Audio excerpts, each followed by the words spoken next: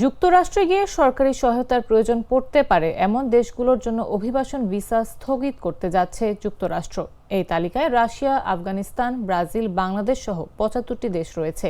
বুধবার নিজেদের official x অ্যাকাউন্টে দেয়া এক পোস্টে ভিসা স্থগিতের তথ্য নিশ্চিত করেছে ইউএস স্টেট ডিপার্টমেন্ট। পোস্টে ইউএস স্টেট ডিপার্টমেন্ট উল্লেখ করেছে, স্টেট ডিপার্টমেন্ট এমন ৭৫টি দেশের জন্য অভিবাসন ভিসা স্থগিত করতে যাচ্ছে যাদের অভিবাসীরা আমেরিকানদের কাছ থেকে অন্যায্যভাবে সহায়তা নেয়। নতুন অধিবাসীরা আমেরিকার জনগণের কাছ থেকে সম্পদ হাতিয়ে নেবে না। আমেরিকা এটা নিশ্চিত করার আগ পর্যন্ত এই অবস্থা বজায় থাকবে। ইউএস স্টেট ডিপার্টমেন্টের একটি মেমোর উদ্ধৃতি দিয়ে এই তথ্য জানিয়েছে মার্কিন সংবাদ মাধ্যম ফক্স নিউজও।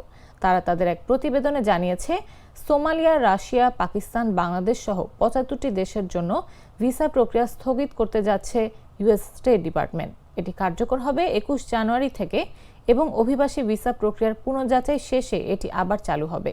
ফক্স নিউজ আরও জানায়, গত বছরের নভেম্বরে ইউএস স্টেট ডিপার্টমেন্ট বিশ্বজুড়ে তাদের ভিসা অফিসগুলোতে এক বার্তা পাঠায়, যেখানে কর্মকর্তাদের মার্কিন ইমিগ্রেশন আইনের একটি বিশেষ ধারা অনুযায়ী ব্যবস্থা নিতে বলা হয়। ওই নির্দেশনায় মার্কিন ভিসা কর্মকর্তাদের আরও বলা হয়, এমন আবেদনকারীদের ভিসা দেওয়া যাবে না যারা স্বাস্থ্যগত, অর্থনৈতিক বা চিকিৎসা সেবার মতো সরকারি সুবিধাগুলোর ওপর নির্ভর করে থাকবেন।